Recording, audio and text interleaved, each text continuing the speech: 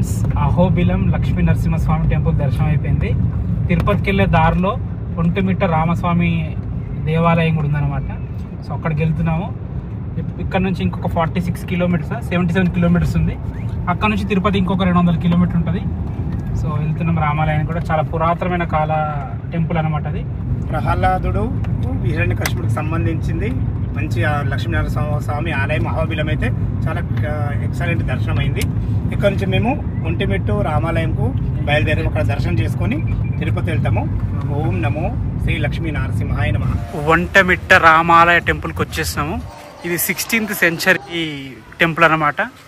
చోళులు విజయనగర వంశ రాజస్తులు కట్టించినారని అంటారు. అంటే ఇది ఈ టెంపుల్ స్టోరీ ఏంటంటే తెలుసా సౌమ్యానికి? టెంపుల్ స్టోరీ ఒంటెడు మిట్టడు అని చెప్పేసి ఇద్దరు దొంగలు అనమాట.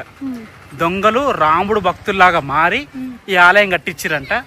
కట్టించిన తర్వాత వాళ్ళు స్టోన్స్ గా మారిపోయారు అంట స్టోన్స్ గా మారిపోయారంట. బొమ్మరపోతను తెలుసా తెలుగు కవి? ఆయన ఇక్కడే ఉంటాడంట.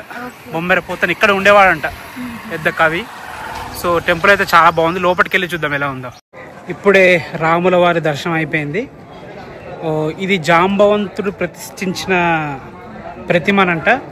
సో ఇంకా హనుమంతుల వారు కలవక ముందే ఇక్కడ జాంబవంతుడు ప్రతిష్ఠించ. అందుకే హనుమంతుడి విగ్రహం ఉండదు ఇక్కడ. ఓన్లీ రాముడు, లక్ష్మణుడు, సీత. అయితే ఏమైందంటే కన్స్ట్రక్షన్ లో నడుస్తుంది గర్భగుడి. సో అందుకే అక్కడ ఆ విగ్రహం ఇక్కడ పెట్టేసి ఇక్కడే పూజలు చేస్తారు. 9 తర్వాత అక్కడ పెట్టేస్తారంట. సో గుడి అయితే చాలా విశాలంగా చాలా బాగుంది. శ్రీకృష్ణ దేవరాయలు కట్టించిన గుడి అంట. 1956 సంవత్సరం శిలాశాసనం అంటే ఇది. ఇది ఇగో సంవత్సరం ఏమన్నా నీకు? 1976 అంటే దాదాపు 700 సంవత్సరాల. అంటే 700 సంవత్సరాల.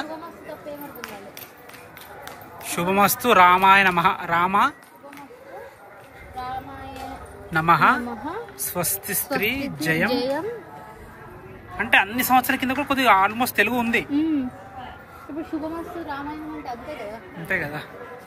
రామచంద్రాయ నమః. ఇగో ఎజుడిగో రామచంద్రాయ నమః.